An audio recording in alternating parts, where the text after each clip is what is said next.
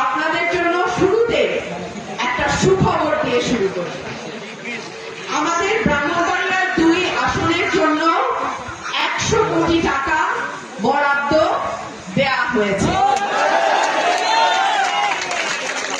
এবং সেই রাস্তা 1 নম্বর অগ্রাধিকারে আমি দিয়েছি ইসলামপুর থেকে সাজদাপুরের।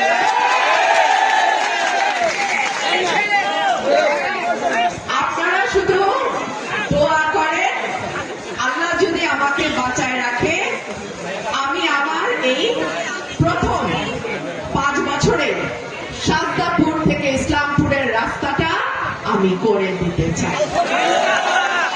আল্লাহ যেন আমাদের রাস্তা সহজ করে দেন, পথ সহজ করে দেন এবং আপনাদের সকলের মুরব্বী যারা আছেন, আমার চাচা, আমার ভাইরা যারা উপস্থিত, আপনাদের কাছে আমার অনুরোধ থাকবে, পরিবারের ছেলে কোথায় যায়, তার সঙ্গে মেশে কোথায় আড্ডা দেয় বা কি করে, আপনারা একটু নজর রাখবেন।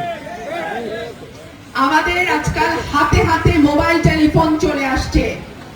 আগে আমার বাপ চাচারা আমরা বিকালবেলা মাঠে যাইতাম খেলতে, তাই না?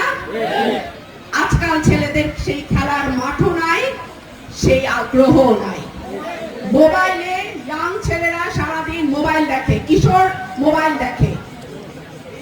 আপনার ছেলে মোবাইলে কি দেখছে, কি শিখছে, প্লিজ আপনাদের কাছে আমার অনুরোধ, কাদের সঙ্গে মিশছে খেয়াল রাখবেন। 2 নম্বর যেটা বলা হয়েছে, মামলা বাণিজ্য। এই বাণিজ্য সারা বাংলাদেশে ছড়িয়ে গেছে। এই বাণিজ্যের ব্যাপারে শুরুর দিকে কিন্তু কেউ কথা বলে নাই, কিন্তু আমি বলেছিলাম, আপনারা মনে করে দেখেন, আমি বলেছিলাম এক একটা মামলার এফআইআর শত শত আসামি মিথ্যা ভাবে পয়সা দিয়ে হয় কারো নাম দেয়, আবার সেই নাম কাটানোর জন্য আবার পয়সা দেয়, তাই না? আমি বারবার বলেছিলাম এই মামলা বাণিজ্য কিন্তু ধ্বংস নিয়ে আসবে।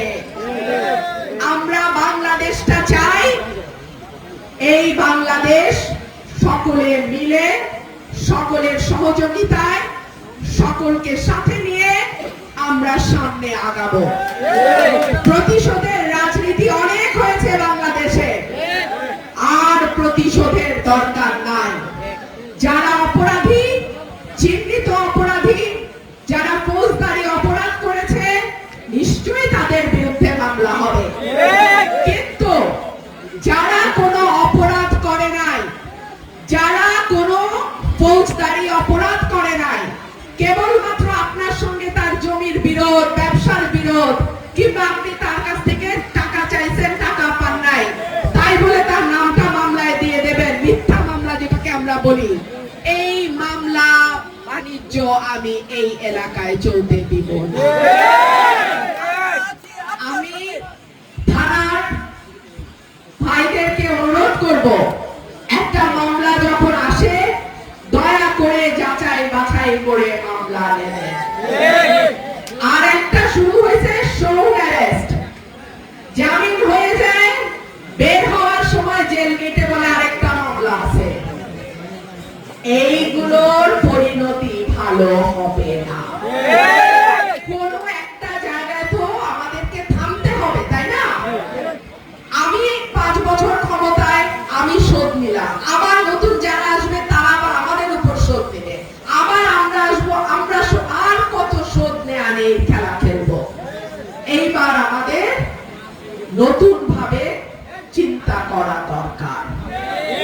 অপরাধীদের নিশ্চয়ই শাস্তির আওতায় আনতে হবে, কিন্তু নিরপরাধ, বিনা অপরাধে যেন কাউকে সাজা দেয়া না হয়। আমাদের অবৈধ মাটি কাটার কথা বলেছে আমার ভাই ইমরান ভাই, উপস্থিত, উনি বলেছেন আমাদের অবৈধ বালুর ব্যবসাও কিন্তু কেউ কেউ করে। আপনারা এই ব্যাপারে সুনির্দিষ্ট কোনো থাকলে আপনারা মিডিয়ার ভাইদেরকে সেই তথ্য দেবেন। মিডিয়াতে যখন প্রচারিত হয় তখন সেটা দ্রুত ব্যবস্থা নেওয়া প্রশাসনের জন্য সহজ হয়। একই সঙ্গে আপনারা থানায়ও বিষয়টি অবহিত করবেন। যারা পরিবেশ নিয়ে কাজ করেন এরকম সংগঠন সব জায়গাতেই আছে, তাদেরকেও বিষয়টি অবহিত করবে। অর্থাৎ একটা সম্মিলিত প্রচেষ্টার মাধ্যমে মাটি, অবৈধ মাটির ব্যবসা বা বালুর ব্যবসা আমরা আশা করি বন্ধ করে আনতে পারব। কারণ মাটি কাটা কেবলমাত্র পরিবেশ দূষণ করে তাই নয়, এটা অনেক সময় বসত বাড়ি পর্যন্ত ভেঙে যাওয়ার অবস্থা হয়। মানুষের বাড়ি ঘর, ব্যবসা প্রতিষ্ঠান ওই মাটিটা কাটতে থাকলে কি হয়, নিচের জায়গাটা আলগা হয়ে যায়, তখন এই জায়গাটা ক্ষতিগ্রস্ত হয়, মানুষ সরাসরি ক্ষতিগ্রস্ত হয়।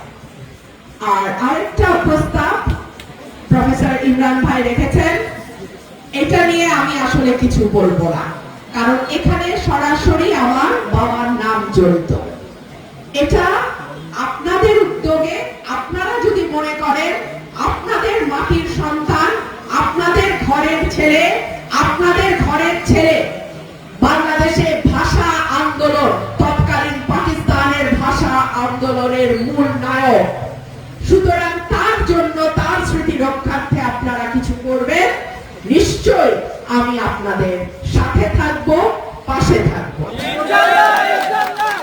আমি আমার বক্তব্য আর দীর্ঘায়িত করবো না, মাগরিবের ওয়াক্ত হয়ে আসছে। আমি 2026 সালে যেমন আশা করব, আমি যতদিন মেয়ে হিসেবে, আপনাদের ভাইয়ের মেয়ে হিসেবে আপনারা আমাকে সহযোগিতা করবেন। আরেকটা ছোট্ট দাবি, মাঠটা আছে সেটা সংস্কার করা সহ আমাদের 19টা ইউনিয়নের বেশ কয়েকটা উদ্যোগ নেব এবং ইনশাআল্লাহ আপনারা। ধন্যবাদ সবাইকে। আমার সহজ হয় সকলের। আমি অন্তরের অন্তঃস্থল থেকে আপনাদের সকলকে কৃতজ্ঞতা জানাই, আমার পক্ষ থেকে এবং আমার পরিবারের পক্ষ থেকে।